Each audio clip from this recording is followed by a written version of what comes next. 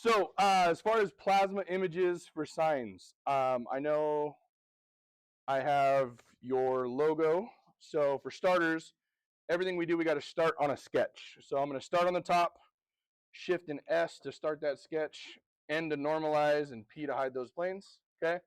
Everything that you're used to so far, drawing, that's all the same stuff.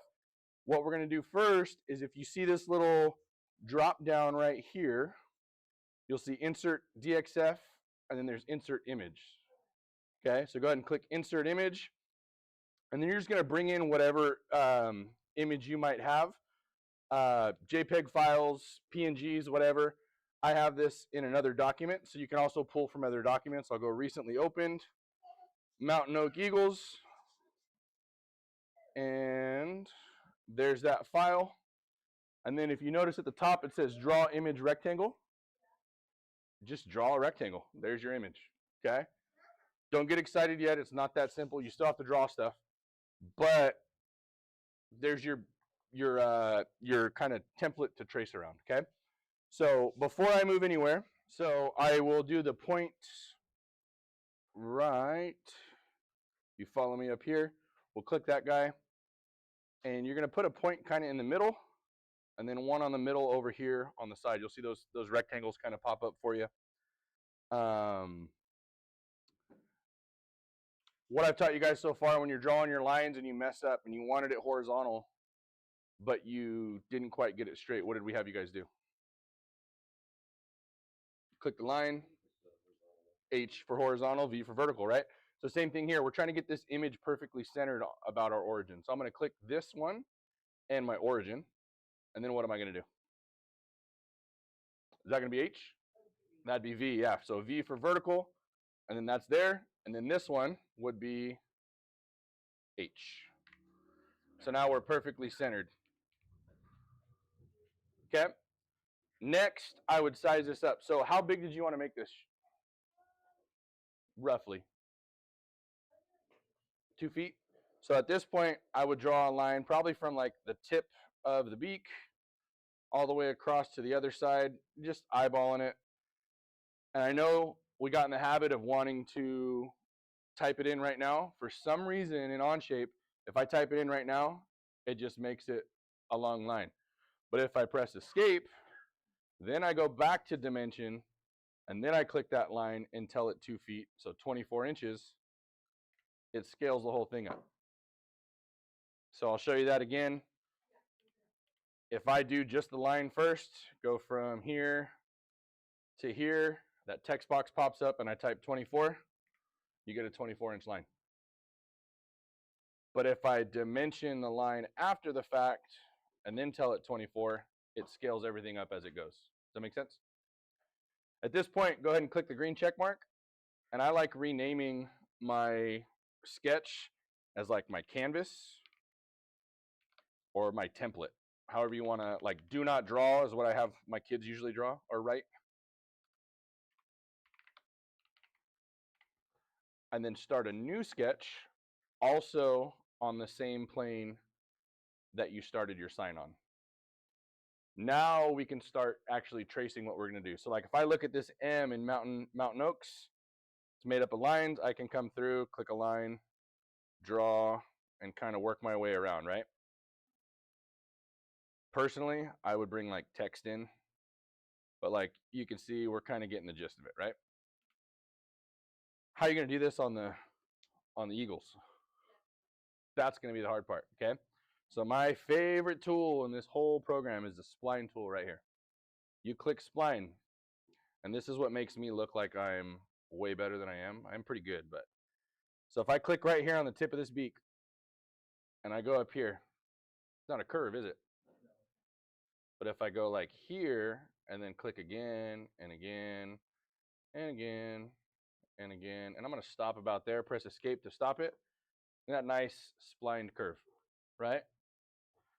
Now I'll go here again. I'm going to click this point, pick back up, boom, boom.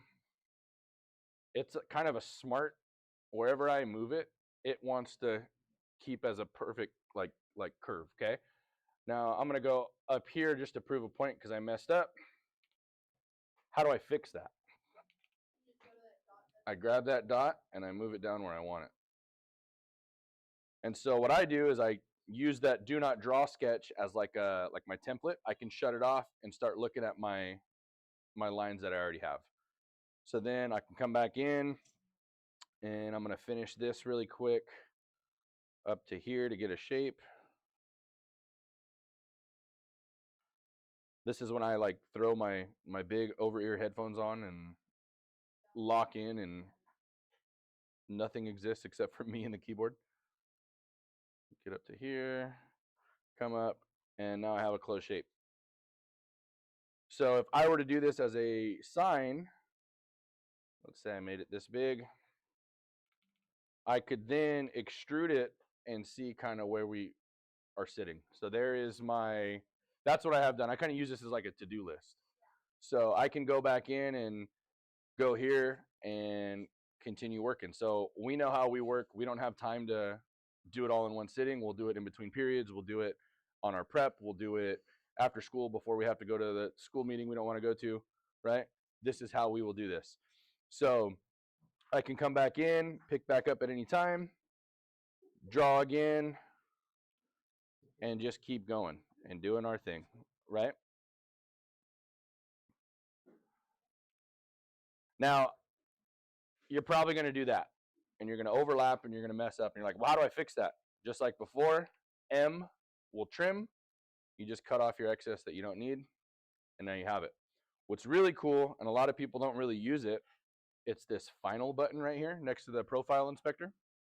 So if I click final and I shut my sketch off on the top, it'll show me what it's going to look like as I'm doing it. So I don't have to go out and then back in. You can kind of look at it as you go.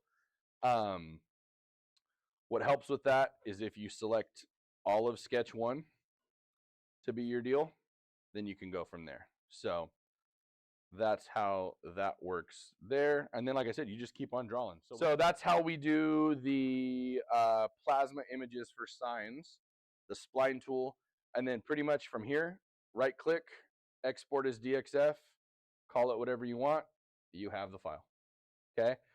One thing to notice is that it defaults to DWG for some reason. So the first time you do it, you're going to get all excited. You're going to put it on a flash drive. You're going to get to your computer, and it's not going to be there. It's because it was DWG. So just make sure you change that thing over. No, so like I see how I have this selected right now. Do I have the whole part or just the front face? Yeah. So I can right click and click export as DXF, or you can come down here to like where your sketch is, right click and click export as DXF as well. If you click regular export on a part, so if I click export, that's the 3D printer files. So that's how you're able to send stuff to the printer and do all that kind of stuff. So that is how you do that. Any questions more on these? Okay, so in this, I'm going to tweak it a little bit. I'm going to draw some geometry so we can go to our next step, which is the prints. I'm going to do a rectangle here that is 8 by, or a square, I guess, 8 by 8 with a circle in the middle of it. And that's going to be 2.12345 and we're going to go from there. So that's the part, right? If I right click on sketch 1 up here and I say create drawing of sketch 1, drawing is print. Get that in your head in Onshape. Drawing is print. What we've done so far, we've been drawing, but it's not a drawing. Does that make sense? So drawing is a print. So we'll click create drawing, and it gives you all these options. You have ANSI, ISO, they added JIS. Pretty much I just do ANSI portrait or ANSI inch. So if you do portrait, if you're doing something long, you can actually have it go this way. Most of the time we do the inch, and you can set up templates and stuff in here too, but I just end up deleting what I don't need. I haven't had a one that's the same to keep to make a template every time. So you'll start with this. So now once you start, it's bringing in that sketch, and it already starts. It says you're inserting this. What's your scale going to be? So for me, I want this as big on the paper as I can. but we also told it was 24 inches. So I can't do 1-to-1, maybe 1-to-4. Pretty good fit. So I'm going to place that there, and now it's there. All of these things, if you can click on it, it's editable, or you can delete all of it. Daryl Fishman, I help him with the welding contest. He hates all the extra crap around it. He deletes it all. So literally just select, delete. I can get rid of the title block, I can get rid of all that stuff, right? I like leaving it because it gets the kids to be used to seeing what they're going to see in the real world.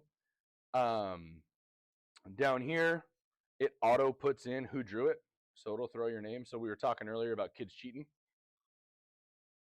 Some kids, when I used to have them turn in prints, it would have the same kid's name on like all of them.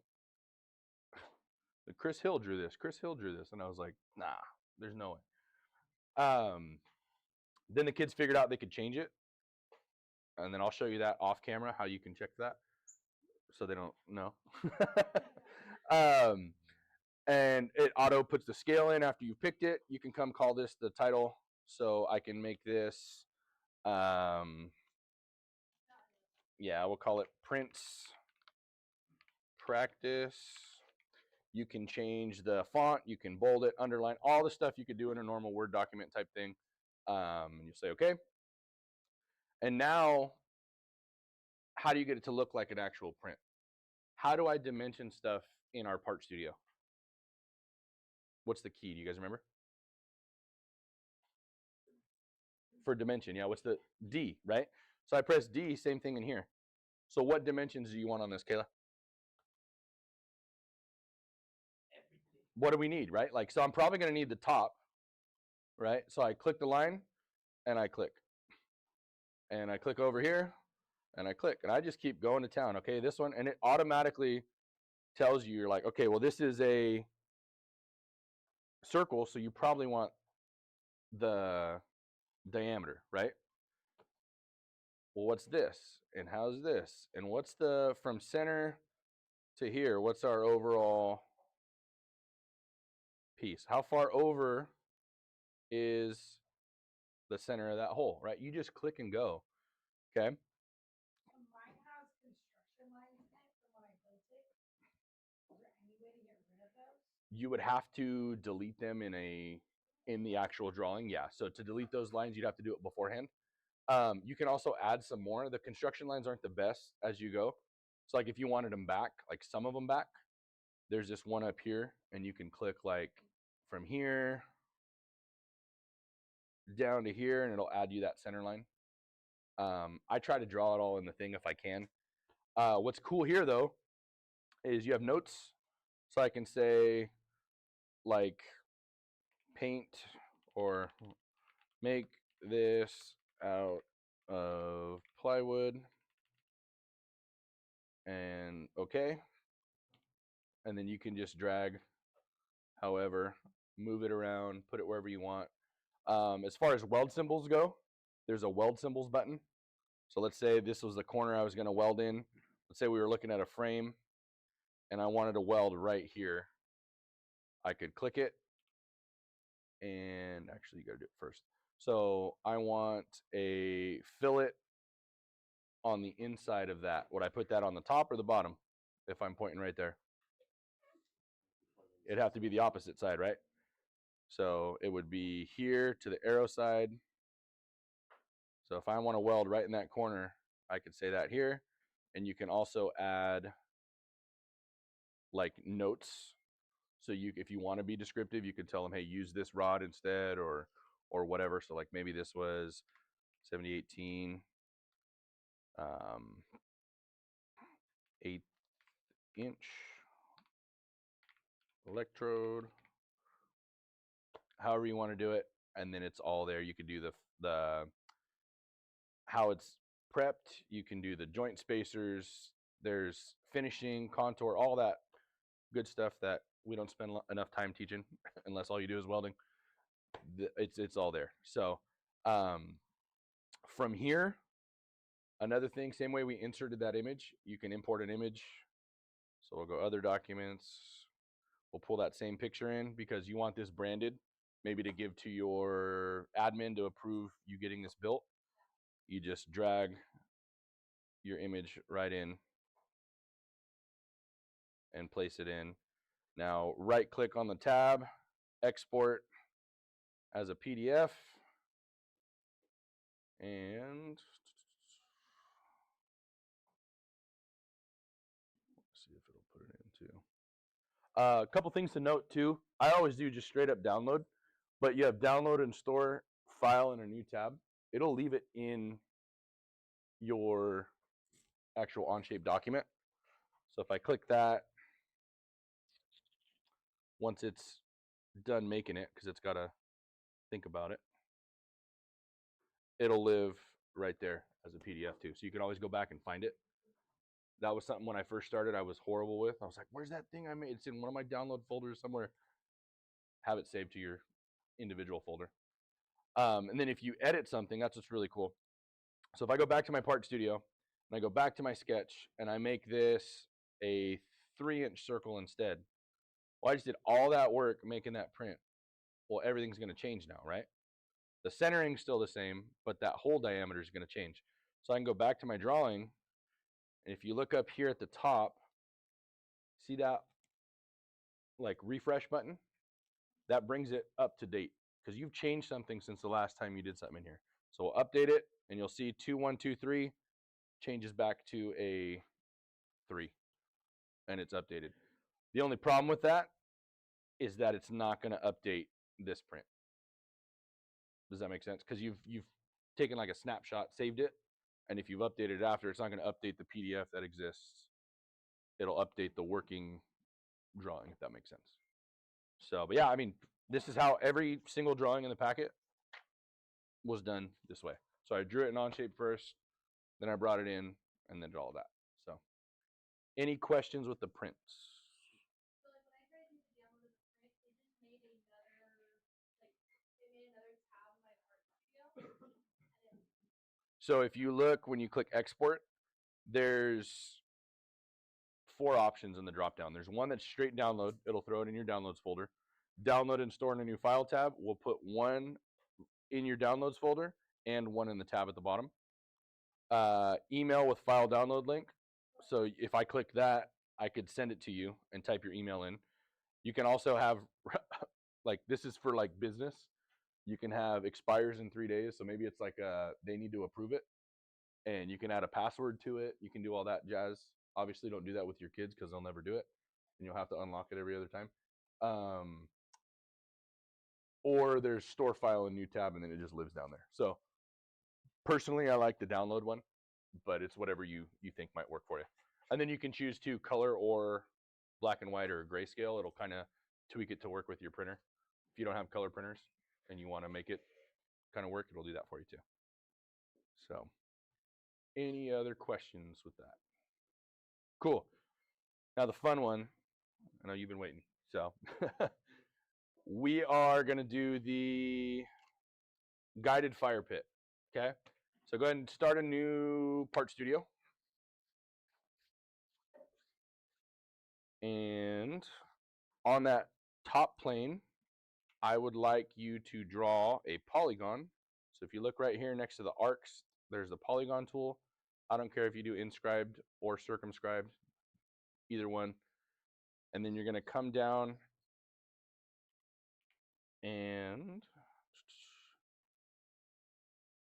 make a hexagon like so. So be sure to go out to the right when you do it, so it puts the points up. And we're going to stay consistent like that as we go.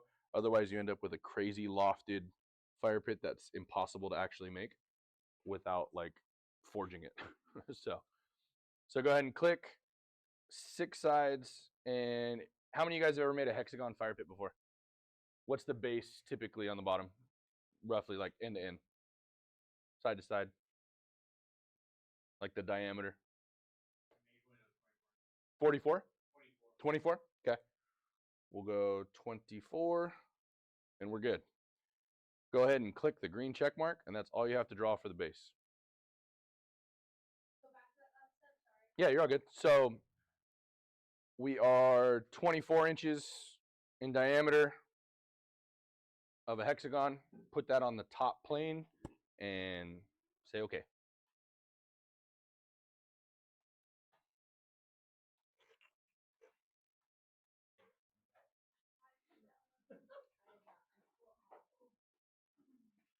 Alrighty. All right. So for our next one, we're going to click that green check mark. There's another piece here called plane. Go ahead and click the plane button. And what we're going to do is we're going to click our hexagon that we drew, and we're going to offset, and we're going to set another plane up a little higher. Remember when I told you at the beginning, planes are like pieces of paper? We're giving ourselves somewhere else to draw. So what I'm going to do here, how far up do I want to go from that base? So if I'm looking at my fire pit dead on, am I going up 12 inches to that waist, I guess you'd call it? Am I going up 8? What do you think, Chris? What do you normally do?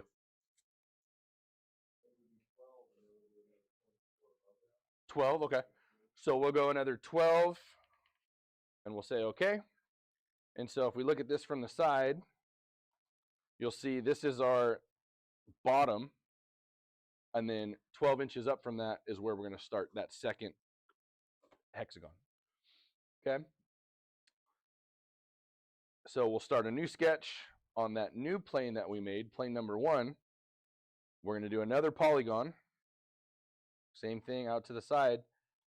This time, so we did 24 on the bottom. What should our waist be on the middle? Like where you actually put like the wood? 18? That's kind of what I was thinking too. 18, so we'll go boom, 18, enter. And you'll see we now have something like that, right? We're gonna do the same step again. We're gonna add another plane, and we're gonna offset it from our last plane, and we're gonna go up, this time, what, another 10 inches maybe for the deal. And again, what's cool about this is we can go back and change all of them. You're like, I don't like the way that looks. We'll go back and edit these real quick. So the plane up here, when you click plane, there's an offset plane is what it defaults to. And then you say okay. Then we'll draw another hexagon. And this time we want it bigger or smaller? Bigger, right? How much bigger? We had 24. We want to go like 36. How big you think? Yeah, we'll go 36 just to make it work. And so if we say okay, now you'll see I have my shapes of what it's going to be, right? Now if we go over here, we have this tool called loft. So go ahead and click loft, and you're going to click your bottom hexagon and your middle hexagon. And then it does its thing. So we say okay, then you're going to do loft again, click your middle hexagon and your top hexagon, and say okay. Now it's starting to look like a fire pit kind of, huh? Problem is, it's a big chunk of whatever, right? Right now, this is, if I were to make this out of metal, this would be heavier than heck, right? So what do we need to do to make it work? We need to now shell it or sheet metal it. There's a bunch of different ways you can go about it. So to turn it into sheet metal, because that's where most of us are going to go, it lives over here, sheet metal model. So you go ahead and click that. And what it's going to say is convert. So I want to convert part 1, and then it gives you 14 parts. If I pop this view open on the side, you'll see there's all your pieces. The problem is we have plasma cutters. Why would we cut everything out into individual pieces when I can have it kind of unfold like a flower and then fold it all back up, right? Save yourself some time. Also, 14 pieces is too many pieces because that gives me a top and a bottom that we're not going to use. So we need to get rid of some stuff.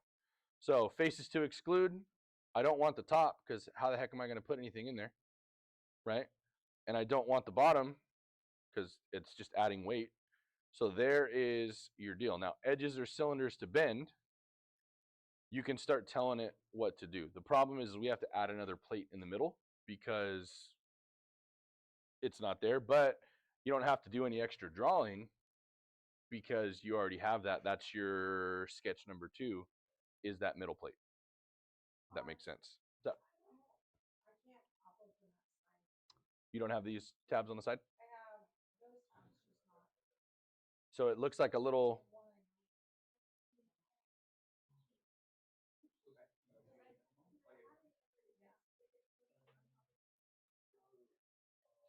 so here if I wanted to start doing bends, I could click what needs to bend. So you just click the corners and you'll see in the view on the side that it starts adding those around. So if I wanted this to go to this, to go to this, like so, I can go all the way around. And what my kids end up running into all the time is they think that they can do it here, and then it breaks. And they're like, what the heck? Well, you can't have all of those be bends. You'll bend it to itself, but it can't physically make that. So we'd have to uncheck that, and you'll see, yes, that end and that end are going to go together when we go to weld it, but I can't make it a foldable pattern because they have to exist separate of each other, if that makes sense. So then you do the same thing on the bottom. I'll click this to bend, this to bend, this to bend, all the way around. And then you have your thickness. So if I'm doing this at a 10 gauge, it'd be 140. Say we're doing 3/16. I can actually type 3/16. I don't have to know the 1875, and it'll convert it for you. And we now have our part. So I can still keep messing with this, but this is what I'm going to like send to my table. That's the part that's going to go to my Torchmate, to my plasma cam, to my arc light, whatever, and it will go like so. Okay. So now you're like, well, this is cool. Well, how do I personalize it? Right? You want to put some text on it or whatever. Click a face, start a sketch.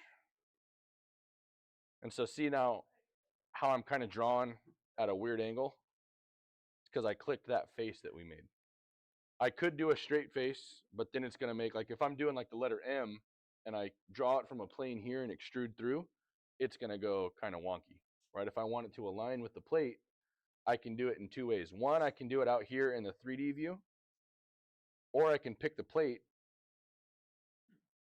and actually draw it over here, and you can actually sketch over here as well. So like if I want a hole, let's say for like a spit to go through or something, I could put this here, and I know it's not centered, but I could extrude that, remove it, and now I have that hole through the piece like so. Ready for a pipe to go through. You have to press extrude, like you drew the circle, Mm-hmm. and then you press extrude. To see it in the 3D view, yeah. To be able to see it. If you want to just leave it there, it'll work. Like you can export that and it'll still be there. But in order to see it through all that, that's what you're going to need to do. I don't need to see all those bends. There we go. So you can see all this. And what's cool is it shows you your bend line. So if I exported this right now as a DXF and opened it in another part studio, you can actually see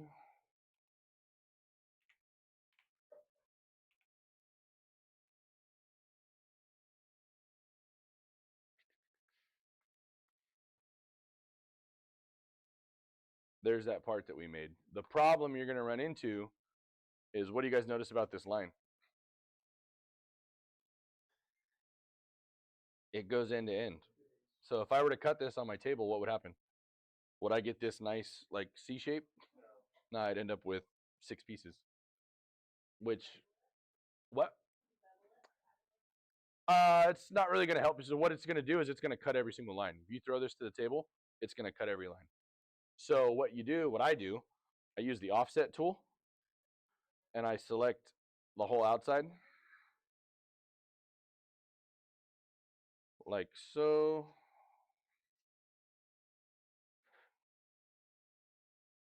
And then I go in by like a 1/4 inch, maybe a 1/2 inch. I'll leave it at a 1/4. And then I'll do the same thing on the other side. And what I end up doing is trimming that excess off that line to where it actually cuts the line, but stops a 1/4 inch short from the end. So it's still attached on the end, just enough for you to bend that to your angle you need it to. And then it leaves you a perfect outside corner weld. It's beautiful. We're ready to go. So like if we look back at the part studio over here, and you see kind of how this is fit up, see how they're bent, but see that spot right there? That's the kind of weld you're going to get. So if we were to measure that distance from here to here, 0.183, a little less than the thickness of the metal, because we said 3/16, perfect spot for that weld to fit. Hard part is when kids do this, they don't realize that there's no meat there, and they'll blow through the back. So they got to go quick or turn their heat down. But it's fairly simple.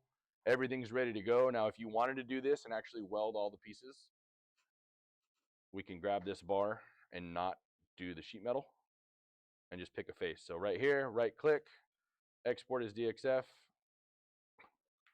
top side. Do the same thing here. Export as DXF, bottom side. And I have that bottom side DXF and that top side DXF ready to go to throw to my table. So if you wanted to make it fully welding, a little less of the bending and I like it because it keeps things together. What ends up happening is somebody will cut a rectangle out for a project and then they'll set it to the side. And then 2 periods later, somebody's like, oh, perfect metal to cut on. And then they'll cut on that. So if it's like all tabbed together, it kind of saves that from happening. But yeah, that's the guided fire pit. Very, very few measurements, but you can kind of come up with some cool stuff. So